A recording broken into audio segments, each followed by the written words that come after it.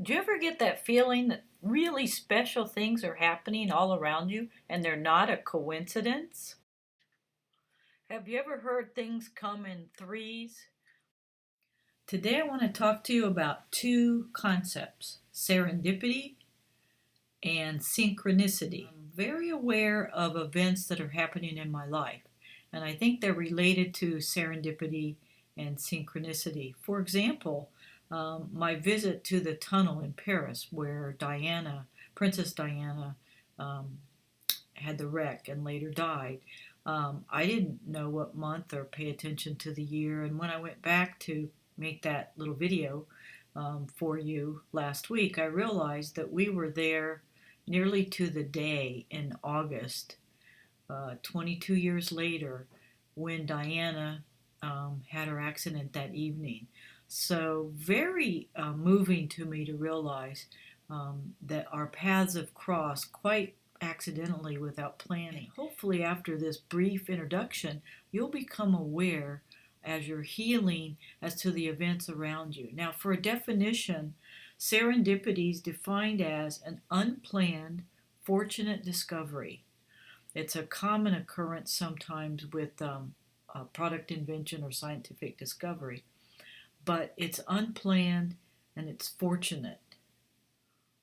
Synchronicity is defined as meaningful coincidences.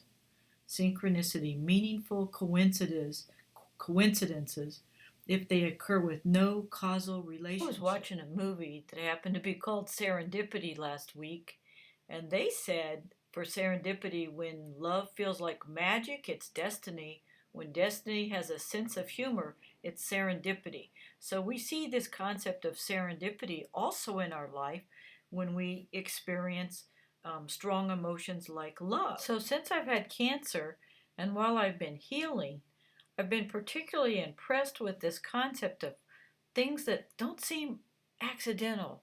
They seem almost predestined. They seem really particular to me and what's happening in my life at the time. Let me give you a few examples just with regard to occurrences during my health. And I met a young internist, family practitioner, and I didn't know within a month or so that she would be the key to helping me find my surgeon. While she was with me the first couple of years, she was great as my primary care physician, and then unfortunately she had to follow her husband and leave and move out of the state of California to Oregon. But she was there coincidentally just when I needed her to find the best surgeon that was in our area. And he was an amazing gynecological oncologist, and he had the mental fortitude to do what he described as perhaps the most difficult surgery in his life on me during the day. But he was there coincidentally just when I needed him and just for my healing. And then I was introduced to a new primary care physician a couple months ago, and through her I was introduced to energy medicine, and I was introduced to a whole new field of study that will help in my healing and wellness. And now, just last week when I went to see her again for a checkup, she apologized and she left the area. She's leaving her practice. So once again, I'm looking for physicians. You might ask, why should we care, patients with cancer, about serendipity and synchronicity? In Emoto's book, which I introduced in a videotape I made on holy water, he explains Dr. Sheldrake's theory. Dr. Sheldrake explains when something repeats itself, a morphic field is formed. Now, without becoming too technical, the morphic field refers to group consciousness. So why do I care about group consciousness?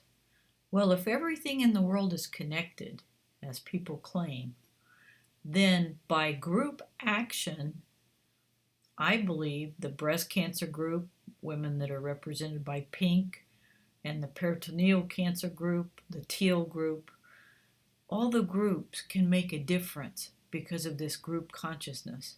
And as Emoto says, we could change the world.